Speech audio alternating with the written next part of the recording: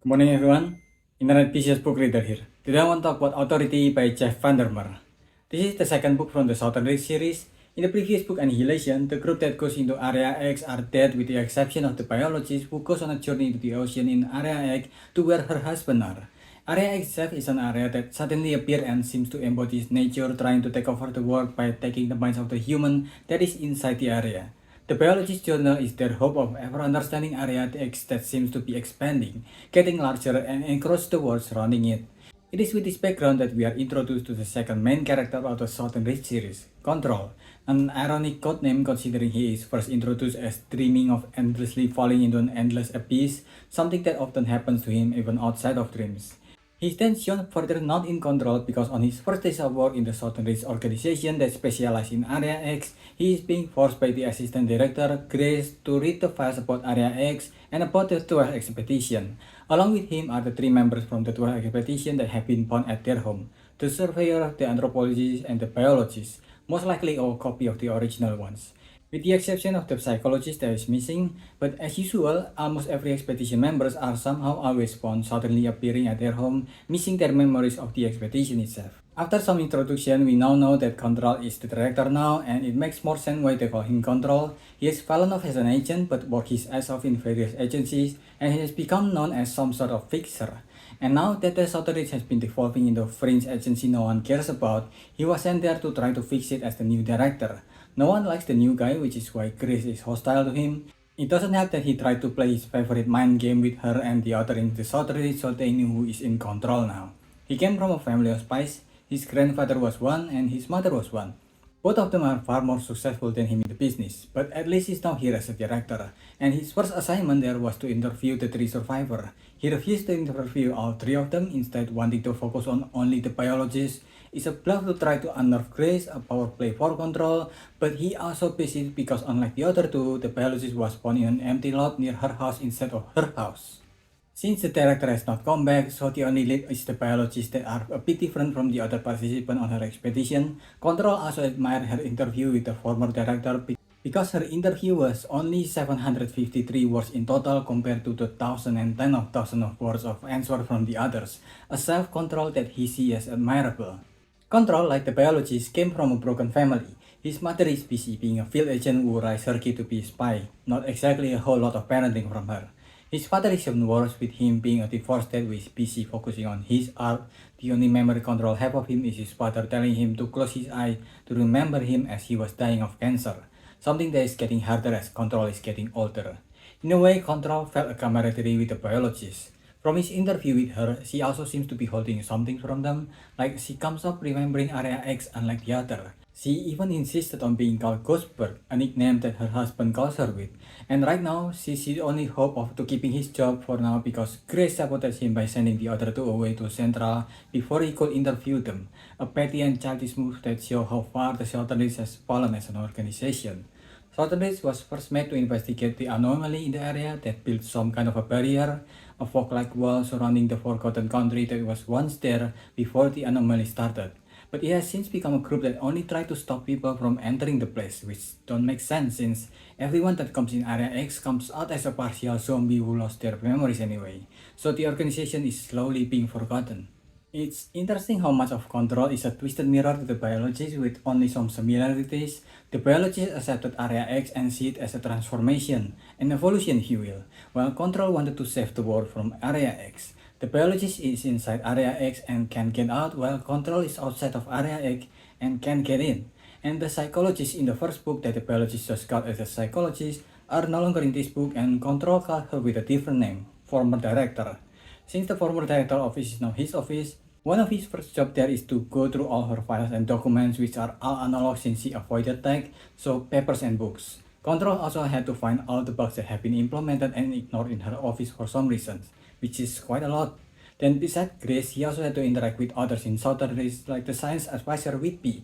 After learning all he could about the place, he reported to his leader only known as the Voice, an entity that he knew nothing about. Most of Control's initial interaction with the Voice that we see was just blatant world building that really slowed down the story. It's very underwhelming exposition that goes on for too long, involving videos with rapid, painful and unnecessary details about what we already know about the border of Area X. Also, the voice seems weirdly unprofessional, sometimes just yelling and screaming its control. Since we already have Grace as a character that was being petty and childish, having the voice also being unprofessional makes it really hard to take the story seriously.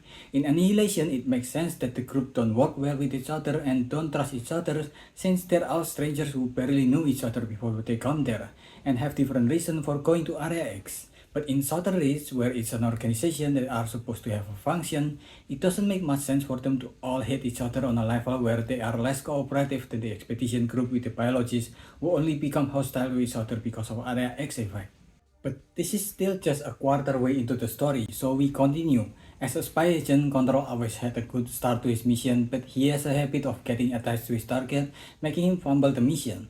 And he's risking the same thing to happen with Ghostbird, but he continued to interrogate her, pushing her for answers about Area X, about the tower, and about the lighthouse.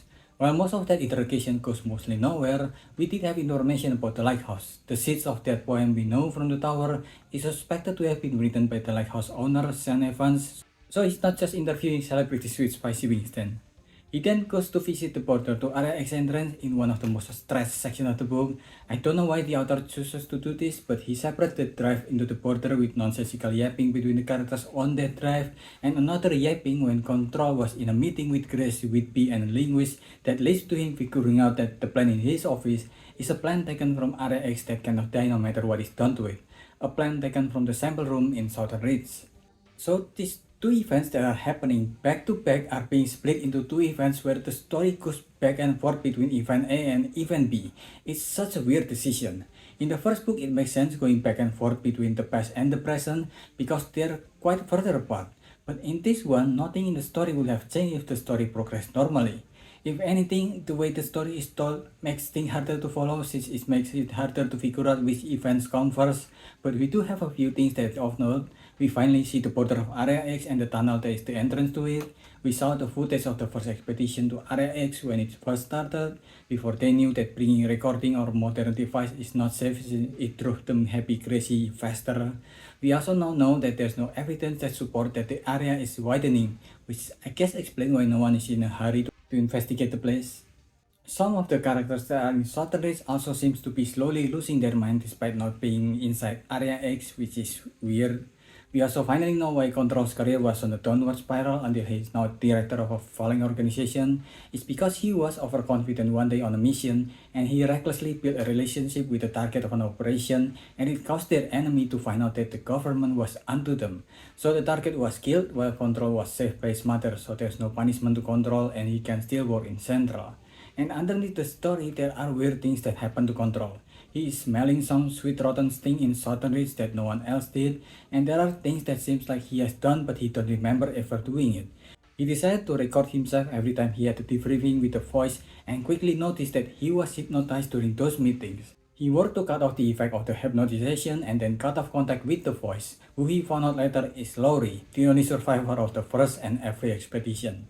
But because he got out of their control, Central took the biologist away, and because of that, she managed to escape from the agency and is now missing. And when he was busy trying to figure out what his next move might be, all hell broke loose. Area X suddenly expanded, swallowing Southern Ridge. Control had to run away for his life away from the area, and not only that, the area where they found the copy of the surveyor and the anthropologist has become another Area X that is also expanding. With nothing else to do because he has lost his job and even his office, with the knowledge that the world is slowly going to turn into Area X, he decided to track down the biologist, which he managed to find near another entrance to Area X. This second book ends with both of them jumping down into Area X, not knowing where they might end up with, which is weird since their chemistry as a duo is barely there. But that's the end of second book. The book is almost a full nosedive compared to the first book. Some of the information on Area X feel contradictory and not in a good way when it was being expanded here. And a lot of the story is just boring political administration that felt like watching paint dry.